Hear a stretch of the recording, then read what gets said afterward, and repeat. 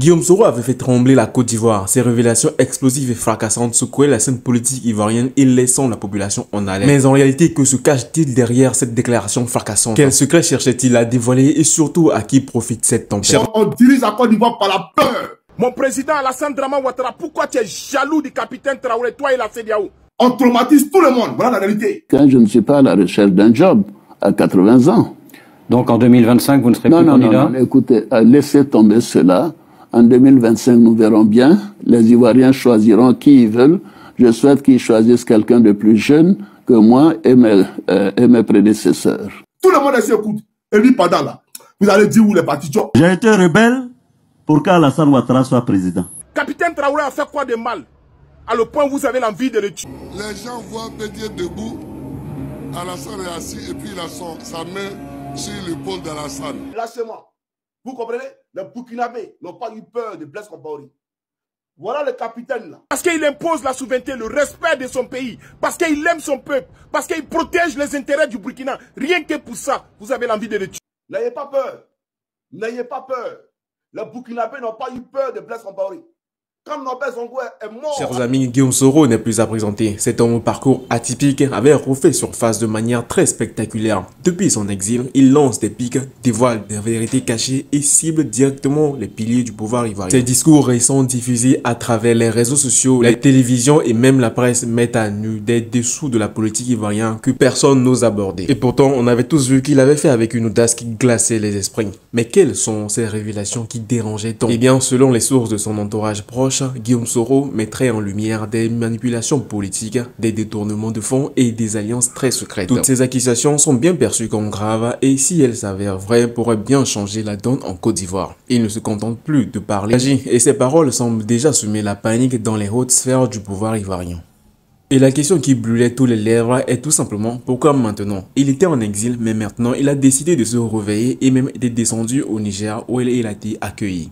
Mais d'après vous, pensez-vous qu'il pourrait réellement être élu au pouvoir de la Côte d'Ivoire en 2025? La question est à vous dans les commentaires. Pour certains, Guillaume Soro aurait un plan bien précis et caché derrière la tête. Derrière ces déclarations où il s'agit d'un cri de colère contre un système qu'il connaît si bien. Une chose est sûre, sa stratégie ne laisse personne indifférent et le silence pesant de certains acteurs politiques semble en dire long. Et les Ivoiriens, quant à eux, sont divisés. Une partie voit en lui un sauveur, l'homme qui pourrait remettre de l'ordre dans le pays, parfois marqué par des tensions politiques et même sociales, et d'autres, en revanche, restent très sceptiques, se souvenant de son passé et se demandant s'il n'agit pas avant tout pour ses propres intérêts. Ce qui est certain, l'avenir nous le dira si Guillaume Soro compte transformer ses paroles en actions concrètes ou si ces révélations ne sont que des spéculations et des feux en paille. Une chose est pratiquement certaine, il ne laisse personne indifférent et son nom plane à nouveau sur l'échiquier politique.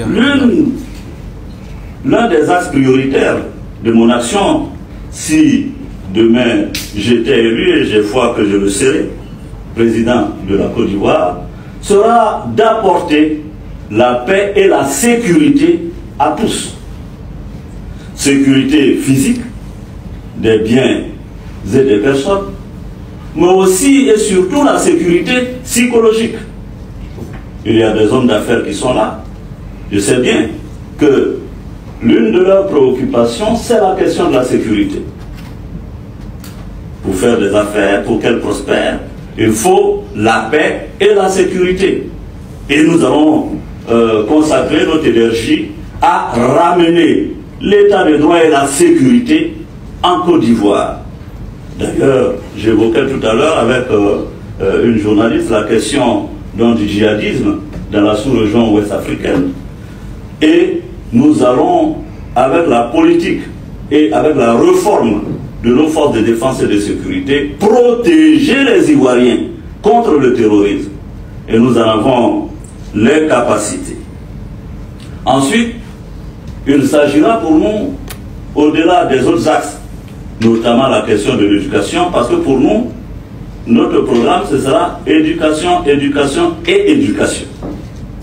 Parce qu'un pays ne peut se développer durablement, sans temps, si elle assure le bord de la route des déchets, des personnes qui n'ont pas eu accès légal, possibilité, opportunité d'avoir accès à l'éducation.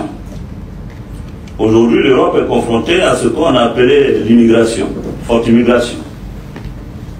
Le vrai problème, c'est que si nous, Africains, je dis bien nous, Africains, nous avions réussi, par des politiques dynamiques, économiques, à créer un environnement agréable, paisible, enviable, de vie chez nous,